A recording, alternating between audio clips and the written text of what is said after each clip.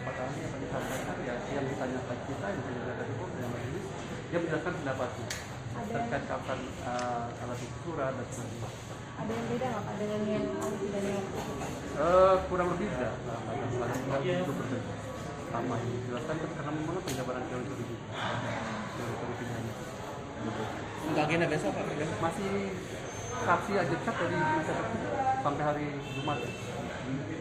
Pak, tapi kalau yang keterangan hari ini berarti nggak ada istilah meringankan terdakwa atau apa? Ya, kan pendapat tidak pendapat. Makasih ya Pak. Kasih ya. Saksi ahli Pak ya? Ya. Besok saksi ahli. Nggak tahu saya. Besok masih saksi katanya nggak tahu. Atau ahli apa aja yang penting dari disampaikan tentang Ya terkait unsur pasal ada apa? Terkait ancaman kekerasan atau kekerasan ancaman kekerasan terkait sahnya alat bukti. Cukup Mas. Besok Saya, Profesor Suparji Ahmad, untuk memberikan perspektif tentang case pidana asusila seperti ini. Jadi tadi membedah soal masalah status visum secara hukum, persyaratan formil, persyaratan material, kemudian soal kesaksian tunggal daripada korban yang tidak didukung oleh nama-nama yang disebutkan korban, itu bagaimana statusnya. Soal pasal 65 perbarengan konkursus itu ketika salah satu atau dua peristiwa itu tidak terbukti bagaimana. Jadi lebih pada penggalian ilmu hukum pidana untuk memberikan perspektif dan penguatan, termasuk juga kita tanyakan soal posisi keyakinan hakim di dalam sebuah perkara yang harus dilakukan. Apakah murni harus berangkat dari alat-alat bukti persidangan atau keyakinan hakim itu bisa datang dari luar? Artinya kan kadang-kadang peradilan opini, tekanan publik, kan itu. Tapi tadi disampaikan oleh saksi ahli bahwa keyakinan hakim itu harus tumbuh dari fakta-fakta persidangan, bukan dari tempat yang lain. Nah ini kan mudah-mudahan bisa menjadi panduan kita bersama kan. Kan ujungnya nanti kan hakim yang memutuskan.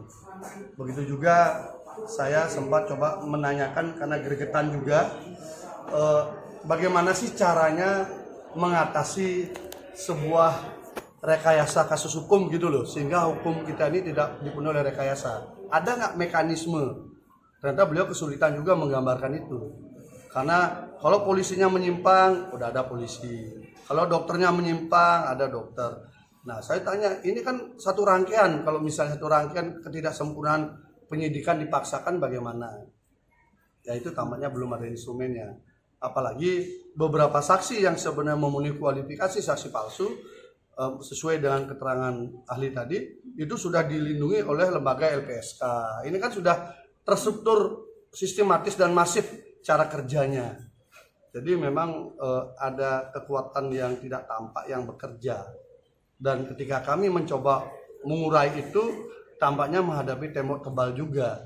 Karena saksi yang kira-kira bisa memandu ke arah sana, yang membuka kotak Pandora itu kan kemarin sudah tidak dikabulkan untuk dihadirkan gitu. Karena kalau dari situ kita tahu dengan alat bukti yang ada, sepertinya kita akan bisa buka. Tapi ini mungkin saksi ahli aja deh.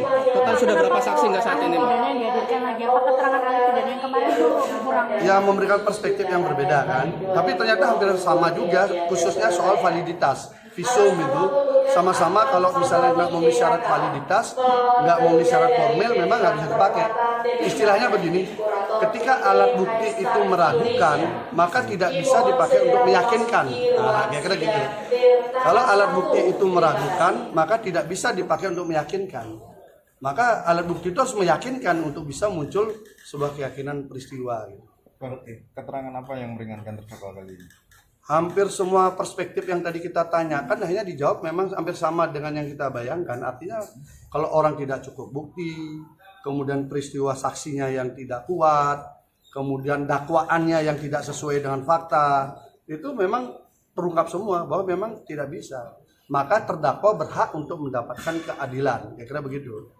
Tadi diingatkan harapannya itu saja, bahwa terdakwa itu juga berhak mendapatkan keadilan. Dan tempatnya adalah di pengadilan. Untuk agenda besok? Agenda besok saksi lagi. Saksi ahli juga? Kita coba, mudah-mudahan bisa ya, kita coba ahli juga. Karena ini kan penting sekali. Karena urusan perspektif pidana dan perspektif soal visum. Tadi visum juga diceritakan juga. Visum itu harus sejelas-jelasnya menggambarkan peristiwa yang terdekat. Karena itu makna visum itu membantu mengkonstruksikan peristiwa pidana. Nah, tetapi kalau visumnya terlalu jauh, maka dia akan kabur, tidak bisa memperspektifkan, memperkuat peristiwa pidananya gitu. Sehingga visum seperti itu tidaklah akurat. Kalau meragukan, maka memang tidak bisa dipakai. Itu pendapat ahli tadi. Iya, pendapat ahli. Kalau dia meragukan, maka tidak bisa dipakai. Tadi kan yang meragukan ada jumlahnya 3, secara formulir suratnya salah. Kemudian saya tanya juga, di dalam dakwaan disebutkan visum 2018, sementara laporan korban 2019. Jadi 1 tahun lebih visumnya sudah ada, baru orangnya melapor. Ini kan tidak rapinya skenario kan.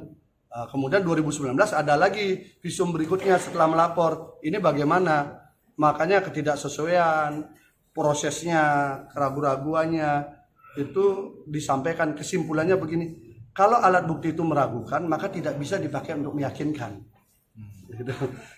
Itu prinsip dasarnya. Sehingga harus dicari alat bukti yang bisa meyakinkan, bukan yang membangun keraguan. Nah, sementara itu yang kita sedang gali kan. Total berapa saksi nggak saat ini, Pak? Sudah berapa saksi? Sudah berapa saksi yang? Berapa saksi total? Mbak, total semua dengan ini ya, JPU ya? Waduh, udah banyak. Dari ininya. Oh, dari kita, dari kita. Karena ini problemnya kan begini.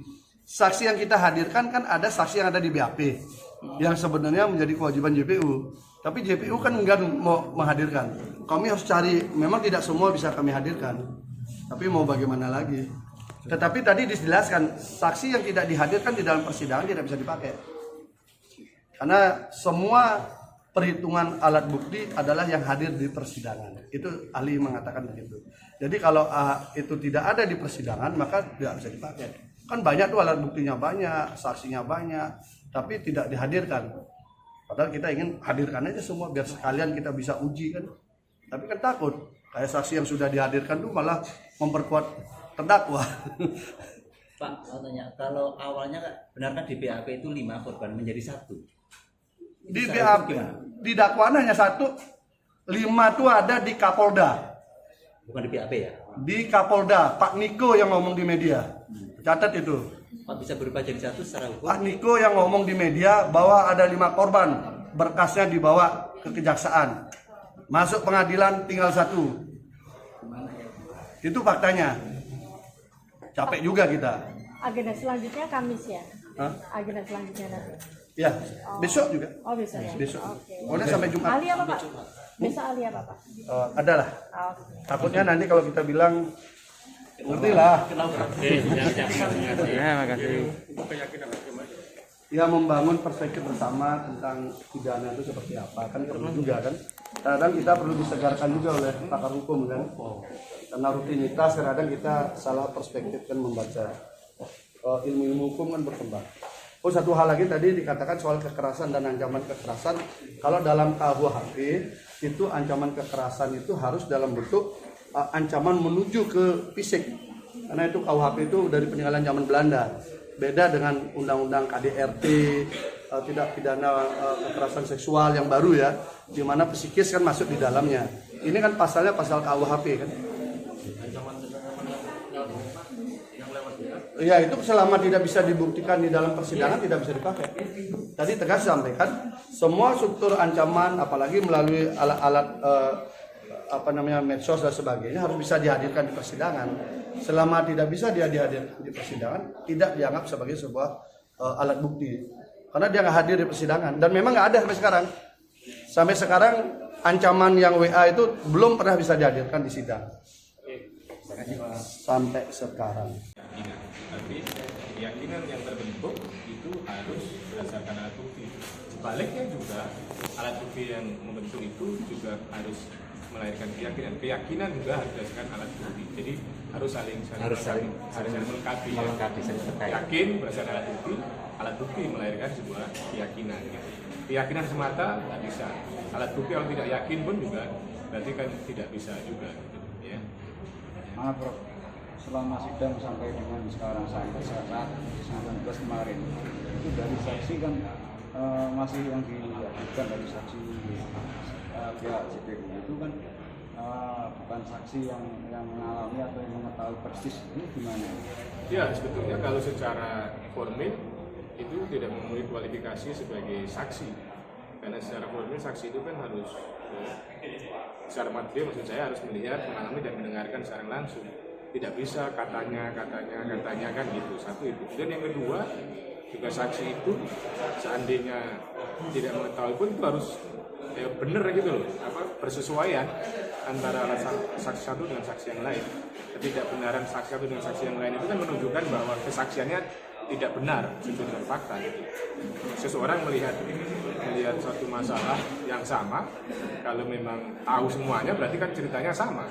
Tapi ini kan ternyata satu masalah yang sama ceritakan oleh banyak orang dan berbeda pendapat. Itu berarti kan menunjukkan kesaksiannya diragukan.